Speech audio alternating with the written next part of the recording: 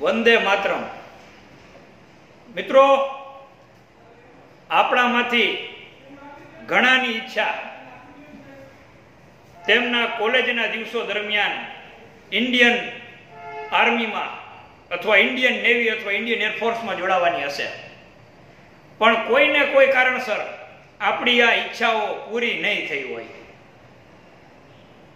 ભારતની ફોજમાં જોડાવા માટે કેટલીક અનિવાર્ય શરતો હોય છે, જેવી કે 25 વર્ષથી વધારે ઉંમર ન હોવી જોઈએ, લગ્ન થયેલા ન હોવા જોઈએ.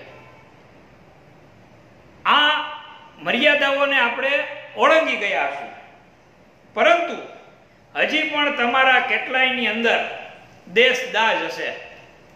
આજે તમે કોઈ પણ વ્યવસાયમાં જોડાયેલા હશો, સરકારી નોકરી કરતા હશો, પ્રાઇવેટ નોકરી કરતા હશો, આતંકવાદી હુમલાઓ બાબતની તમને જ્યારે જાણ થઈ, તમે સમાચારની અંદર વિડીયો જોયા, ખબરો જોઈ અને તમારી અંદરનું લોહી ઉકળી ઉઠ્યું હશે અને તમારામાંથી કેટલાયને એવો વિચાર આવી ગયો હશે કે મારે ફોજમાં હોવાની જરૂર હતી.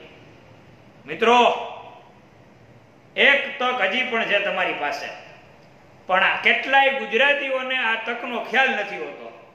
એટલે આજે આ વિડીયોના માધ્યમથી હું તમને ખાસ એ બાબતની જાણ કરવા આવ્યો છું કે જો તમે ભારતીય ફોજનો એક હિસ્સો બનવા માંગતા હો તો 42 વર્ષની ઉંમર સુધી આ શક્ય છે. તમે જો ભારતીય ફોજમાં અધિકારી બનવા માંગતા હો, લેફ્ટનન્ટ, કેપ્ટન, મેજર, કર્નલ, આ તમામ પદવીઓ તમે હાલ જે પણ નોકરી કરતા હશો એની સાથોસાથ તમે ધારણ કરી શકશો. મિત્રો, એક સાથે બે ફાયદા: હાલની નોકરીની નોકરી અને ભારતીય ફોજની અંદર તમારો એક હોદ્દો, અને દેશ પ્રત્યે તમે નિષ્ઠાપૂર્વક તમારી ફરજ અદા કરી શકશો. કઈ રીતે? એના માટેનું ઓપ્શન છે ટેરિટોરિયલ આર્મી. આઈ રિપીટ, ટેરિટોરિયલ આર્મી. આ ટેરિટોરિયલ આર્મી એ એક એવી વિંગ છે કે જો તમે કોઈ પણ જગ્યાએ નોકરી કરતા હશો, તમારો પગાર થતો હશે અને તમે ફોજમાં અફસર બનવા માંગો છો, તો દર વર્ષે જૂન જુલાઈમાં એના ફોર્મ ભરાય છે. આ વખતે જૂન જુલાઈ મહિનાની અંદર ટેરિટોરિયલ આર્મીની રિક્રુટમેન્ટ બહાર પડે કે તરત તમે લોકો ઇન્ડિયન આર્મીની ઓફિશિયલ વેબસાઇટ ઉપરથી એના ફોર્મ ભરી શકશો. જોડાવા માટેની, નિમણૂક માટેની એની પ્રોસિજર શું છે એ હું તમને જણાવી દઉં. તો મિત્રો, તમે ટેરિટોરિયલ આર્મી માટે એપ્લાય થશો એટલે તમારે એના જે નિયત કરેલા સેન્ટર્સ છે એમાંથી તમે જે સેન્ટર પસંદ કરેલું હશે એના ઉપર તમારે એક એક્ઝામ આપવાની થશે. આ એક્ઝામની અંદર બે પેપર હશે, 100 માર્કના, 100 માર્ક્સના બે પેપર હશે. પહેલા પેપરના બે ભાગ હશે, બીજા પેપરના બે ભાગ હશે. કુલ 4 ભાગ, 4 વિષયો: મેથ્સ, રીઝનિંગ, ઇંગ્લિશ અને જનરલ નોલેજ. તમામ વિષયનું ભારણ હશે 50 માર્ક. તમારે ટોટલ પેપરની અંદર 50% માર્ક લેવા જ પડશે અને દરેક વિષયની અંદર તમારે 50માંથી 40 માર્ક તો આવવા જ જોઈએ. આ એની કન્ડિશન છે.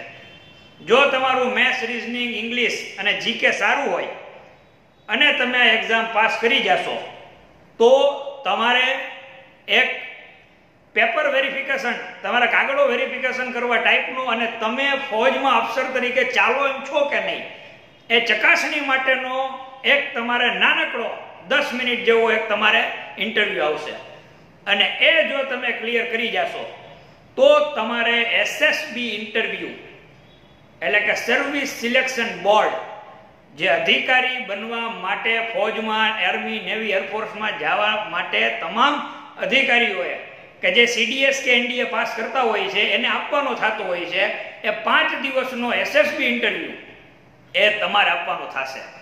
અને આખા ભારતમાં લગભગ હું જાણું છું ત્યાં સુધી 4 સર્વિસ સિલેક્શન બોર્ડ છે. એમાંથી જેમાં પણ તમારો વારો આવે એમાં તમારા ઇન્ટરવ્યુ આપવાનો હોય છે. મારા કોલેજના દિવસો મારું ટીવાય પૂરું થયું પછી તરત જ મેં CDSની એક્ઝામ પાસ કરેલી અને ભોપાલ ખાતે મેં SSB ઇન્ટરવ્યૂ આપેલો. મિત્રો મારું તેટલું કહેવાનું છે કે જે નસીબદાર હોય એને SSB ઇન્ટરવ્યૂની અંદર એપ્લાય થવાની તક મળે. એટલે આ તમારા માટે તક છે. SSB ઇન્ટરવ્યૂ આપ આપી શકો. આ 5 દિવસનો SSB ઇન્ટરવ્યૂ પૂરો કર્યા બાદ જો સર્વિસ સિલેક્શન બોર્ડ દ્વારા તમને એક ઓફિસર તરીકે પસંદ કરવામાં આવે તો તમારે પછી મેડિકલની પ્રોસેસ પૂરી કરી અને તમે ટેરિટોરિયલ આર્મીની અંદર અધિકારી તરીકે તમે જોડાઈ શકો છો. તમે હાલ જે પણ જગ્યાએ નોકરી કરતા હો ત્યાંનું NOC તમારે એપ્લિકેશન માટે જરૂરી છે. અને જ્યારે પણ જરૂર પડશે દેશને ત્યારે તમારે તમારી ફરજ અદા કરવાની થશે. આપત્તિના સંજોગોમાં પૂર, વાવાઝોડું, હોનારત આવે વખતે ભૂતકાળમાં જ્યારે યુદ્ધો થયેલા છે, ભારત પાકિસ્તાનના યુદ્ધ, ભારત ચીનના યુદ્ધ, કારગિલ વોર, આ તમામ વખતે ટેરિટોરિયલ આર્મીના જવાનોએ પોતાનું એની અંદર યોગદાન આપેલું છે. અને દર વર્ષે અમુક મહિનાઓની એની તાલીમ હોય છે. એ તાલીમમાં તમારે છે એ ફરજિયાત જવાનું હોય છે. ટેરિટોરિયલ આર્મીમાં જોડાયેલ દરેક અધિકારીને અલગથી એક પગાર આપવામાં આવે છે. આ પગાર એ રેગ્યુલર આર્મીના જે અફસરો હોય છે એને પેરેલલ તમારો પગાર હોય છે. રેગ્યુલર આર્મીના જવાનોને જે પણ વધારાના એડિશનલ લાભ મળતા હોય છે એ તમામ લાભ ટેરિટોરિયલ આર્મીના અધિકારીઓને મળતા હોય છે.